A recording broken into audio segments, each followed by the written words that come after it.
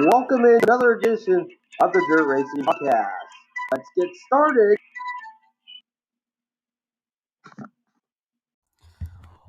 Welcome into this week's edition of the Dirt Racing Podcast. On this show, Wayne Johnson stops by to have a conversation on the World of Outlaws in his first year on the World of Outlaws tour. Also, we'll talk about next week's Super Nationals. I also mention this week's Race Saver Nationals for sprint cars and my thoughts on Kyle Larson. A little bit about the Race Saver Sprint Car Nationals. It's at Eagle, Nebraska. It started back in 2013 with winning it was Kyle McCutcheon out of New Mexico. 2014 was rain delayed final till Monday, and Jack Dover of Springfield, Nebraska picked up that year's win. The 2015, another rain delay from Sunday to Monday, and John Carney III from Lubbock, Texas picked up the win. 2016 repeat winner was Jack Dover.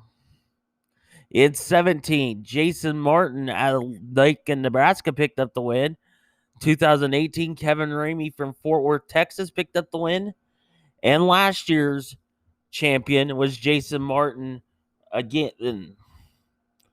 In your race of champions, past winners,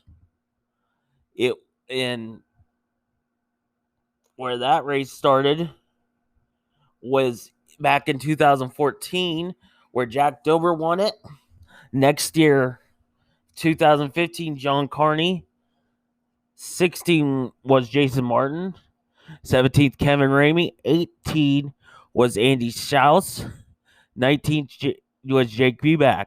And how you get into the race of champions, you either had to be a champion somewhere or a former winner, and there's heat races for it. We'll mention that in a little bit. Car counts throughout the years have gotten better. Back in 2013 for the first annual, had 55 cars. 2014, 73. 15 jumped up to 89.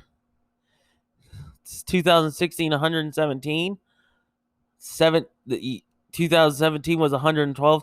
2018, 101. And then last year, 2019, was 92. Some previous qualifying winners over the years to help set up a lineup. Friday night's feature winner back in 2013 of the qualifier was Mike Boston. 14th Friday night feature winner Todd Holloman, and Jason Martin won Saturday night. 15th, John Carney won the Friday night portion with Jake Buback winning Saturday night. 2016, Jack Dover won the Friday night with Tyler Drucke winning Saturday night. 2017 saw Jason Martin winning Friday night, and Saturday's feature winner was Robert Vetter. 2018, it was Kevin Ramey on Friday night. The Saturday feature was run on Sunday due to rain, and Steven Sebalster won. And then last year, Jake Buback won the opening night, and Tyler Drucke. Some stats of who's made the big race the most times. Tied going in, Adam Gillian and Jason Martin with 7. Jake Buback and Luke Cranston with 6. And Stu Snyder with 5. The furthest back anybody came was 19th starting position because it's a 3-wide start. So inside the 7th row in 2014 was Jack Dover, the 19th starting position. In the top 10 category, it was Jason Martin leads out with the most top 10s at 7. Jack Dover with 3. Jake Buback with 5. Tyler Drucke with 4. Kevin Ramey with 4. Luke Cranston 3. And Stu Snyder. Most top 5s leading the categories: Jason Martin with 6. Jack Dover with 3. Jake Buback with 3. And Kevin Ramey with 3. On the list that has attended every single year is Adam Gillian, Brandon Allen, Brendan Horton, Clint Benson, Darren Beloska, Doug Lovegrove, Gene Ackland, Jason Howell, Jason Martin, Jeremy Schultz, Keith Dagu, Mike Boston, and Nick Bryan. Overall, in the 7 years running, 235 sprint cars have raced. Your format for it tonight will be preface night plus open preface plus the Jake Arrieta Memorial Race of Champions qualifying heat races. Tomorrow, the racing begins at 6, and it'll set up the first 3 rows for in the Race Saver event. It will set up basically your first 3 rows in a 3 wide starts to 9 cars. On Saturday, and then the IMCA Sport Compacts will run a complete show. On Saturday night, it will be the hot 6 o'clock, the first race. Also, it'll line up rows 9, the 9 cars for rows 4 to 6, and then the Race of Champions, and then the Sport Mods are on the card. Sunday, to set up the remaining entrance. The first race is 6:30. Rain date, it is on Monday if needed, but it will qualifying rows 8 or 7 through 9. The event, which starts 27 cars, 3 wide, and then the hobby stocks are on the card.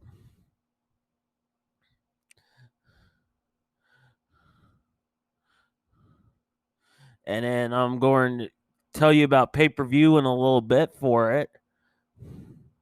But that's this weekend at Eagle, Nebraska. On the pay-per-views for the Race Saver this weekend, I will put the link in the show bio. And now let's talk about next week's Super Nationals. If you ever want to see 750 cars from IMCA Modifieds clear to the Sport Compacts, Boone is the place for you. Okay, this year's TV package, it will include the Prelude. That's Saturday night, a complete show for the compacts, hobby stocks, stock cars, sport mods, and modifieds. Included the whole week pass till next Saturday. It's $129.99 on IMCA TV. The individual nights, for the Prelude Saturday night, it is $29.99 individually. The first day of Super Nationals will be on Monday, starting at 2 o'clock in the afternoon. It'll be the hobby stocks qualifying with the sport mods. And a complete show for the late models. On that broadcast, individually, it's $24.99.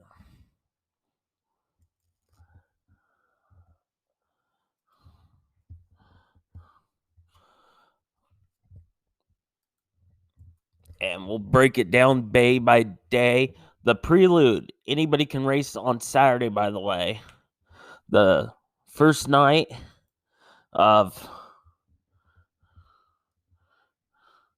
let's get our daily schedule for Monday. We'll help you. All the information is at imca.com/supernationals. On Monday, it will be the hobby stocks will be qualifying, complete qualifying show for the inside and middle of row 8 pole position. IMCA Late Models has a complete show. And for the sport mods, qualifying the inside rows of to 8 with the pole position. Or the first race roughly starts at 2 p.m. is the rough daily time. On Tuesday night, will be round 2 of qualifying for the hobby stocks, sport mods, and then you add the sport compacts to the card, their complete show. The price for that on pay-per-view is $24.99, and that includes everything that day. First race at 2. Also, the qualifying for the race of champions for the hobby stocks. You had to be a track champion somewhere. And also the sport mod race of champions qualifying for Saturday night. The hobby stocks will be qualifying outside rows of 8. And then the sport mods, the middle and outside rows of 8. Wednesday night, you get into you add some more classics and last chance qualifying for the hobby stocks, the final 6 spots, and for the sport mods, it will be the final 6 spots. Modifieds join the party, qualifying the inside rows of 8, pole position, and same way with the stock cars. Your first race is at 2 p.m. and of course, the pay-per-view individually is $24.99. Day 4, which would be Thursday for this.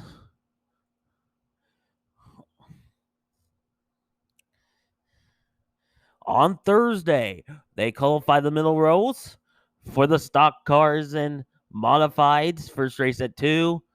The Sunoco, or for stock car qualifying for the race of champions and the modifieds. And that will also be $24.99. Then we get to Saturday or Friday first. The big event on Friday night.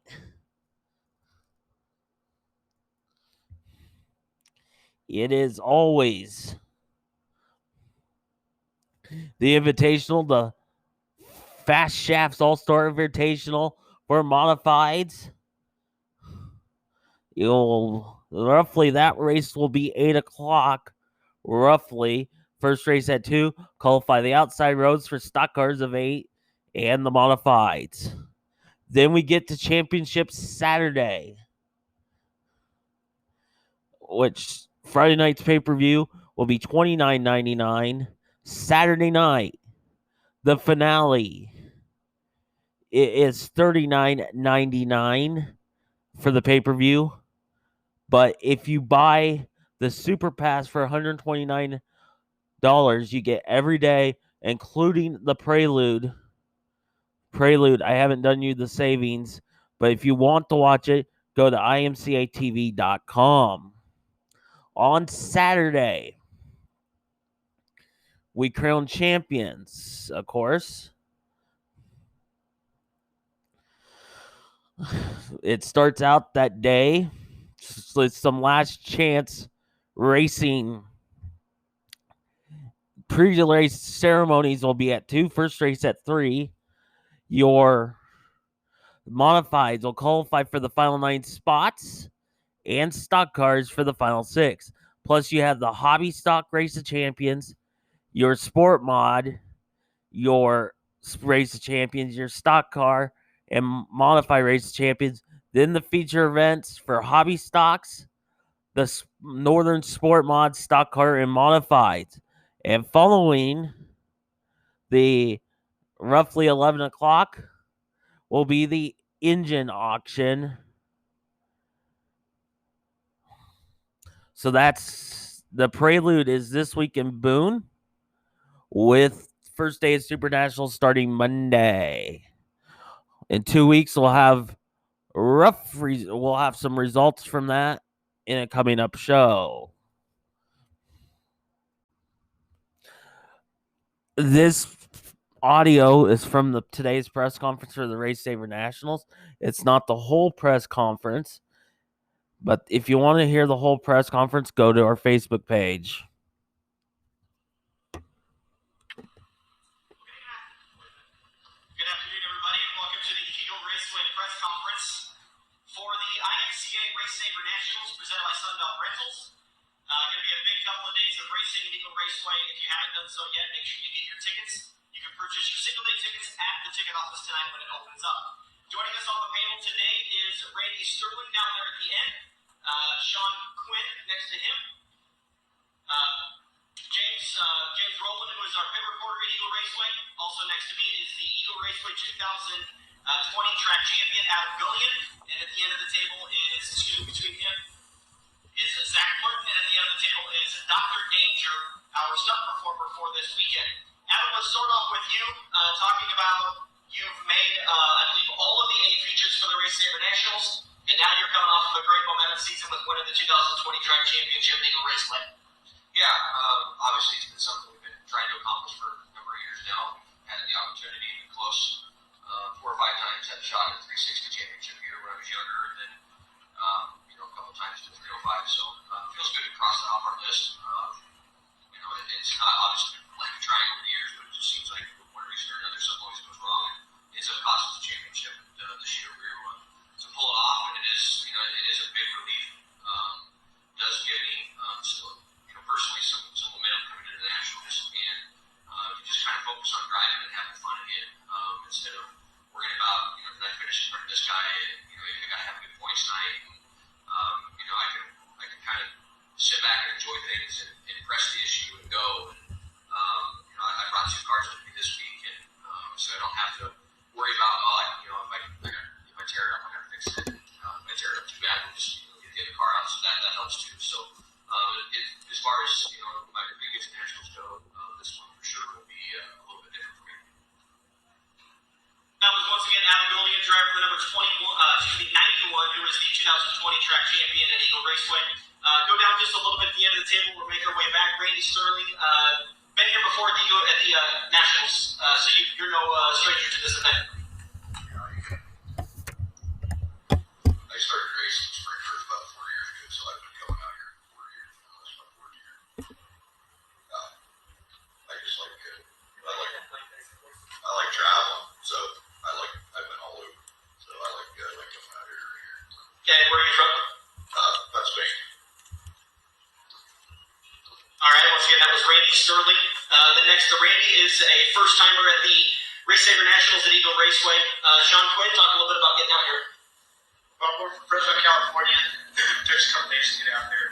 As a matter of fact, we just made the decision to for the Race Saver Nationals just within the last couple of weeks. We do a run out the Western Race Savers favorable. We're running okay out there. This is my first year back in after about 20 years. So we decided to try to get it big. It started out with the Chili Bowl last year, and actually this year. And now we're running out here. Let's see how we can do. Is your crew guy John Reitschneider for the weekend? Yes, he is. Yeah, he's been around for a long time. He spent 3 years as my crew chief. My wife, he's known my wife's family for since before my wife was even born. So definitely got a good guy. He's been around for a long time. He's very well respected. I won a lot of races with John, so you definitely put your best foot forward. Hooking up with him. And I would say going forward, make sure you trust him. He won't do anything to put you in a bad position. And I would say coming that far, you can definitely help yourself out for sure. So good luck to you guys. Well, thank you. And with that, it was this just really came together in just last couple of weeks. And Jody, I ran a picture with Jody Rosenthal, and Jody called Dalton and thought, John, yeah.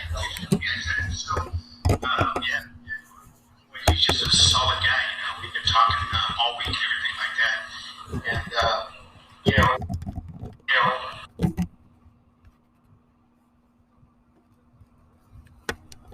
don't have a lot. This is my first year back here.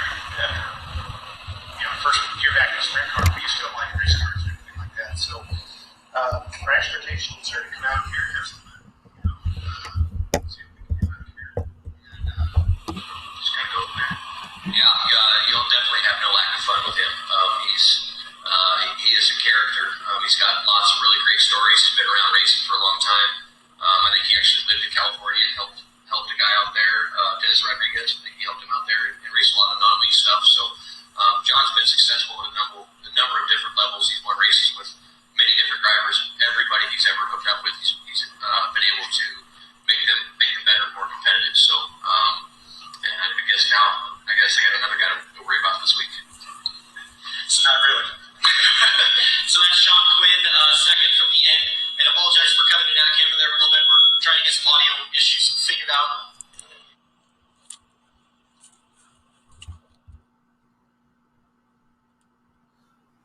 And then we'll be right back.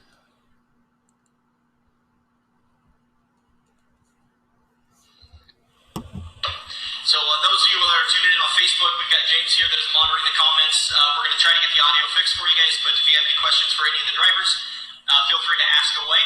We've talked to Adam Golian, who is once again the track champion for Eagle Raceway. Let's go down to Zach Blurton, who's been racing this for the last couple of years. Zach, talk a little bit about this race weekend and getting ready for it. Yeah, it's been a good 2020 year for us so far. Back in Kansas, we've been able to pick up 6 wins and 2 pretty big ones with a preliminary night at the Belleville 305 Nationals, along with the Dodge City Raceway Lubbock Record 305 Nationals. So Justice Monik has given me a great opportunity this year to drive his car, and we came up here earlier once this year and finished 7th, but looking to gain on that a little bit and see what we can do.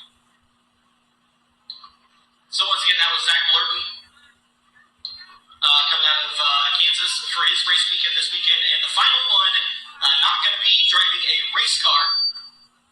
Instead, will be driving our studs for the year. Had you on last year for our extra source of entertainment, Dr. Danger joining us for another year. Dr. Danger, welcome back to Eagle Raceway.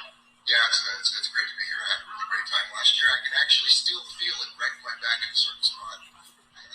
We had a good time this year. Get a little too hot, or the jump a little too much? The bus jump was a really hard hit, and but it was fun. When the bus was on fire after it landed, we were kind of stuck up there like 2 stories high on the whole ramp thing. It was a little challenging, but it was a good time. It was a good time. And I believe you're going to be performing a stunt each night this year? We're going to be doing 2 stunts each night. I've got a great crew with me. We've got Omaha coming back, the girl that did some blow-up stuff last year for us. We've got Stephanie Wolenda from the Flying Wolenda Clan, the tightrope walkers. She's going to be doing some fire stuff. We got Mr. Dalton Mock. He's going to be doing some car crashes. And he's already hot shot. He's a local kid, and he's good at what he does. All right, once again, that's Dr. Danger. The big finale will be on Sunday night, along with the crowning of the Race Saver Nationals champion for 2020. Can you give us a hint, Dr. Danger, what you got in store, or are you going to keep that in your back pocket? Well, I'm pretty excited. We got this Dukes of Hazzard ramp. It's a pipe ramp, and so it's an actual Dukes of Hazzard guys made it. And so you run up that thing at about 50 miles an hour, hit it with the left side, and it just tosses you like a corkscrew. That'll be awesome to see. Make sure you catch Dr. Danger and every one of these guys on the racetrack. Once again, Randy Sterling, thanks a lot for coming out and doing the press conference with us. Oh, no, we don't need to talk about that. So what's the bet? I guess Standing here with a friend of the show, Wayne Johnson. How's it going, Wayne? Man, it's going pretty good. Could be much better, but the race is getting better for sure. Life on the road with the Outlaws this year, tough? It's not as tough probably as a normal year, but yeah, it's tough to get beat up every week, and especially when you're used to running better, But right now you look better than you have been. Yeah, we hired Rob Hart to come on last week, and I think we were getting close with our cars and that kind of thing, but definitely he come in and seen a couple of things that we were doing wrong and fixed those, and I think you got involved in a little bit of a meeting there we were having on just trying to be better. Difficult on the road stuff. Yeah, for sure. Just trying to vent a little bit about what each guy needs to do and do a better job. Are you looking forward to this weekend getting back to South Dakota at Houston? Yeah, I love going to Houston. We've always run well there. Won quite a few races throughout the years at that place, and it's definitely going to be a tough task because I think the car count's going to be pretty good. But with Rob around and everything that's going on, I feel like that we're definitely gaining. And that's really all we're looking at doing right now. If we're 20th tomorrow, we want to be 19th the next day, and so on. Eventually, we'll be right where we need to be. Yeah. Where are you looking forward to going back to if you haven't been to? I'm looking forward to getting back to Port Royal, Williams Grove, with Rob, and he knows those places a little better than I do. And now that we've been a couple times, and I feel like it's more comfortable going back there. And then where would you love to go that you didn't get to go this year? Maybe Eldora for sure is one place. Elma, Elma where I got hurt at. I'd like to go back out to the Northwest, but haven't got to go there yet. But going in a couple of weeks, my home track, there at Lawton, Oklahoma. So looking forward to that for sure. And I don't know much about Lawton. It's just a little 3/8 mile track. The Outlaws haven't been there in, I don't know, 15, 20 years or whatever it is. So, ASCS goes there, and they got a really Marcy Edwards puts on a heck of a show there, and we a lot of locals there, a lot of friends, and that's going to be the biggest part, getting back and then getting to see all those folks. I know last weekend I-80 you used to dominate there. Yeah, we were pretty decent at US 36 and at I-80 this last weekend. I think we were into the top 10 there at Houston or at US 36, and then the driver messed up and made a couple mistakes, and I think we ended up 15th or 16th that night. And then at I-80 started 17th, and I think we're up to 13th or 14th or something. And driver made a mistake again and ended up 20th. But that's the thing with these guys, Marshall. You can't make mistakes. You make mistakes, you get past. And I know the other night was a lot happened in that heat race. Oh my God, yeah, the heat race spelled me out because we qualified bad, and it really didn't feel slow, but it was slow on the watch. So, qualified bad. When you qualify bad in these races, you're kind of screwed there. Had a little luck with Dominique having a flat tire and then Pittman having a flat also, but still had to race my way in because those two guys having flats just got me to 6th, and had to get by Tatnall there with a green-white checker to be able to just get in the show. So, and then back to Knoxville. That was the toughest field in a long time for the 3 days. Yeah, for sure. What's going on with that is with no racing going on, at other tracks, then the car counts are huge, and anybody's coming to race. So yeah, definitely, there's a lot going on with that. Yeah, and then it'll help next year locally with Jackson and Houston's all together. Yeah, I think it will. This COVID stuff gets out of here where we can run, 3 nights. The locals around here will be able to run 3 nights a week. And then, have they announced more of the schedule to you guys yet? Yeah, our outlaw schedule for the rest of the year. Actually, that's it right there. That's every race. So Charlotte's still on the table then. Yep. Charlotte. We got Houston this weekend. We got Dodge City the next weekend. Lawton and Devil's Bowl the next weekend, and then the 3-day weekend the next weekend, which is Plymouth, Indiana, Wayne County, Ohio, and Lernerville, Pennsylvania in the 3 nights. And then that gets us over into October, and we go to Williams Grove for a weekend, Port Royal for a weekend, and then we come back and do Lakeside and Lake of the Ozark. And then the weekend after that, we just got a one-day standalone show at Kokomo, and then a week or so off, and then we're headed to Charlotte. Then you also you did What's Life on the Road, your own show now. Yeah, that's going well. Sarah's the one that started that whole thing, and but it's going cool. She does a good job with it, keeping me in line, and but no, it's been fun. And then of course you've just on the Outlaws, it's pretty much qualifying. You got to qualify well. If you don't get qualified, you're just screwed. But is there a chance any other local area shows? No, we're just sticking with the Outlaws for the year, and then we've already decided we're going back and do the Outlaw deal again. And then it starts again in February. Yep. Looking forward to the off season and regrouping and getting ready to go back with our sophomore season. We got to finish our rookie season first, but sophomore season, there's always. I think we'll definitely be better just because of our books. We have a book, and we're building a book, and we'll have notes going into every track. Well, not every track. We go to the West Coast swing we're not going to get to go to. It's just been a weird year trying to figure out what the Outlaws. Yeah, for sure. And all this COVID stuff, it's like Knoxville closing down and all that. We're fortunate enough that we've got to come here, 3 different times. So, just think about it is Knoxville is one of the racetracks that I've ran a lot at. So, I was looking forward to going to more of those racetracks that I'd never been. And, of course, the best thing out of COVID was when Houston finally got spot.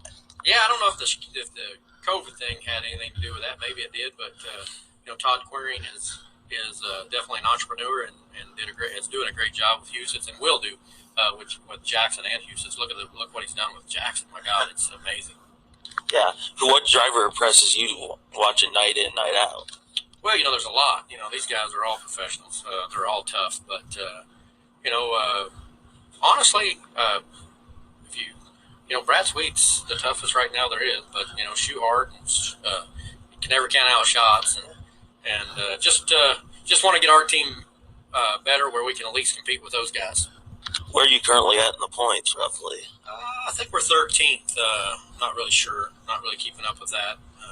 I know everybody's busting their nuts about the rookie thing or whatever, but I'm not really even. I don't consider myself a rookie, so really not even thinking about that. Just trying to get our car better and just race better. Yeah. And plus, every night's on the road, pretty much. Yeah, for sure. A lot of travel. A lot of up and down the road. A lot of airplanes. A lot of that. Just looking forward here in a couple weeks to get to go home. Probably haven't been home since May, roughly. No, I've been home since then. The guys haven't been home much, but I've been home a lot more than they have. But I just got to get away and get my brain to reset and relax. Yeah, for sure. And then mention your podcast where they can find it all at. Yeah, it's Wednesdays with Wayne. I don't know all that. You could elaborate a lot better than I can on how to go find that or whatever. But it's just Wednesdays with Wayne podcast, and you can look on social media on my Wayne Johnson Racing page or any of that Twitter or any of those places. They'll tell you. You can Google my name and it'll brings that up. But no, the podcast is going well. We're up to I think Sarah said we've up to about 8,000 followers now. So that's pretty cool. I do listen to it. It's right. Awesome. But also, one of your ex-car owners, I don't know how long ago, passed away. Yeah, the first year that I won the 360 Nationals in 2000 when I drove the F&J construction car, Fred Three, the wife of the car owner, or I guess partial car owner, however you want to say that, she passed away earlier this year. So, yeah. Well, back to Oklahoma, there's going to be a lot of people looking forward to seeing your race. Oh, I hope so. Lawton, Oklahoma is, my local track, and that's one race that I've looked forward to all year. And when it got canceled earlier in the year, I wasn't sure we were going to get to go back. Now we get to go back, so I'm definitely excited about it. Yeah, we appreciate your time right now. Well, thanks, Marshall, for having me on for sure. And you heard it here first about next year. It was fun getting with Wayne again. It was great catching up with Wayne on this program. And I promised you Kyle Larson. I'll get to it in a minute. But if you're looking for another podcast to listen to, check out Wednesdays with Wayne. I listen to it religiously. I can tell you that much. So now on to Kyle Larson before we wrap this up. How many of you have discovered dirt through Kyle Larson? I think where the biggest screw up NASCAR did, and the NASCAR fans are starting to realize, hey, this dirt stuff's not bad. So I think it's helped. But watching the late model last weekend, I watched Thursday night, Friday night got rained out, and watched Saturday night. And I know some people for sure that were not late model fans went to go watch their first ever late model show.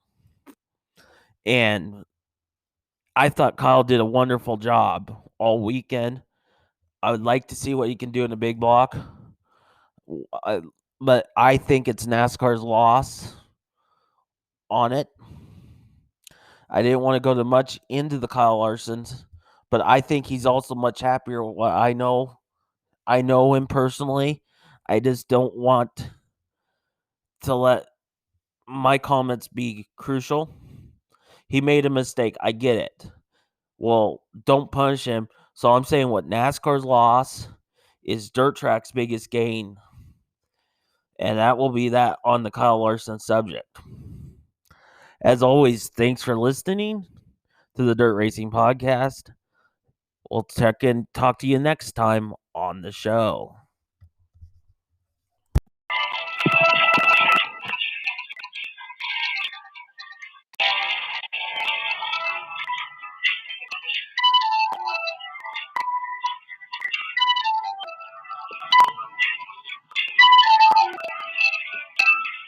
Thanks for listening to another edition of the Racing Podcast.